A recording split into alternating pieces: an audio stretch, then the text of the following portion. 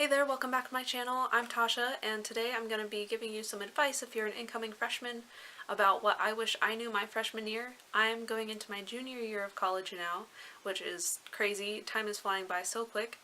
But I kind of broke it into three groups of like stuff to do with dorms and stuff to do with classes and stuff to do socially. And without further ado, let's get into it.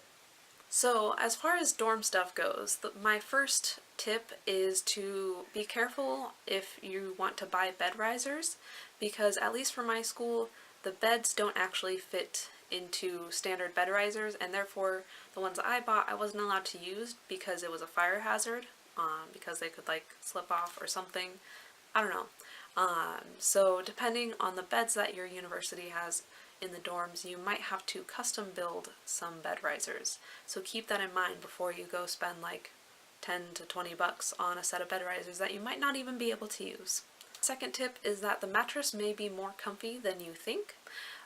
At least at my school, I was surprised at how comfortable the mattresses were, and I had bought a mattress pad already, and so I used it my first year, but it kept bunching up under my sheets and ended up being more uncomfortable than if I had just not had the mattress pad. So I ended up throwing it away. So I'd say get there to your dorm and sleep on your bed for a week.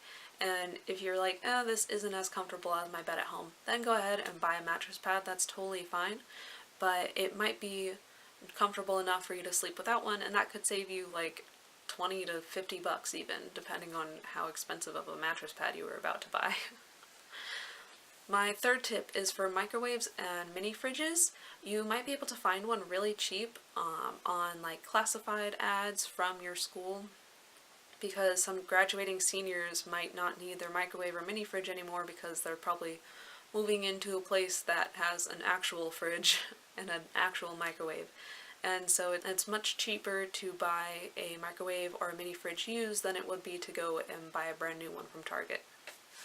And a fourth tip, to keep in mind that everything that you're packing and bringing to school, you also need to pack up and bring back. And that includes anything that you're buying while you're there at school.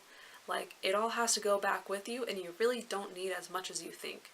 At the end of my freshman year, I realized that I had brought so much stuff that I didn't even use, and I really wish I hadn't, because it made packing up so much more difficult. So now, in regards to classes, I'd say my fifth tip is to just rent the books that you're going to use for any classes that don't really interest you.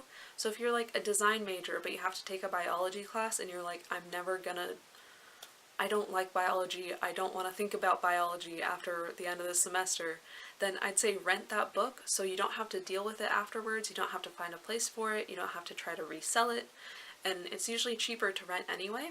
So any class that you're not going to be interested in after, or that's not related to your major, go ahead and just rent the book. That can save so much money and hassle finding places. My sixth tip is to buy or rent books from fellow students, because a lot of times, especially for general ed classes, they use the same books every year. Sometimes the edition might change, but you can usually buy or rent from a fellow student really cheap. Some schools have like a classifieds thing, like I mentioned before, where you could find the books that you need for your classes.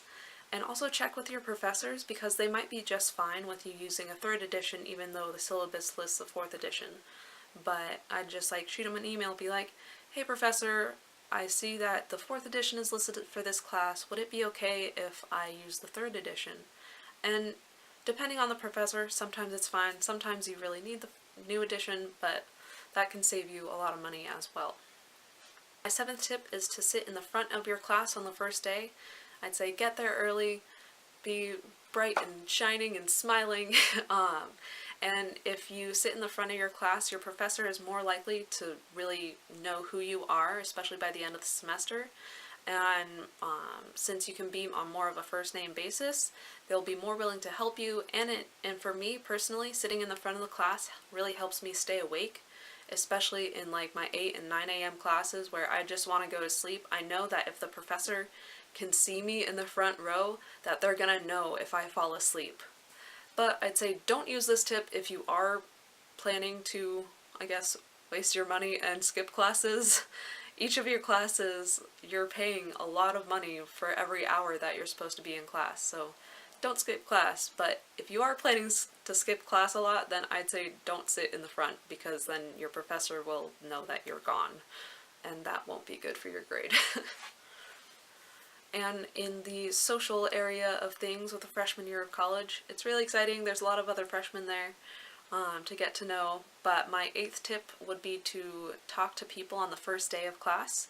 Like when you walk in and people start coming in and sitting around you, I'd just be like, hey, my name's Tasha, like, I'm a visual communication design major, like, what are you studying? And it's such a great way to make friends, and then you have a study group for that class if you ever need it. And it's just really great to surround yourself with people and be friendly, and a smile can go a long way. My 9th tip is to establish a schedule and get sleep. I did not do this my first year at all. I was terrible. Like, I would not get back to my dorm room until midnight when I had to be back in my dorm. And even then I'd still be up for a few hours, like on Netflix or studying because I hadn't studied earlier. And then I'd be up till like 4 in the morning, and then I had to get up at 7 to get to classes, and it's just like, get sleep and establish a schedule. It's so important. Like, make sure you set aside times in the afternoons to get your homework done. I know you want to hang out with your new friends, and that's great, and you can do that, but also make sure you're doing all your work and staying on top of things. My 10th tip would be to join 2 extracurricular activities. Now, you don't want to overwhelm yourself your first semester because it can be really stressful getting used to a new schedule and having all these classes, but it's a really good idea to join one like student organization that has to do with your major. So if you're like a biology major, see if there's like a science major org that you can get into and talk to other people in your major, and like, so you can have like research project buddies in the future and stuff like that. And it's a really good way to get connected and start networking even your freshman year. I would also join a group that's not related to your major. Like, if you like soccer, then go and join an intramural soccer team and just get out there and play sports.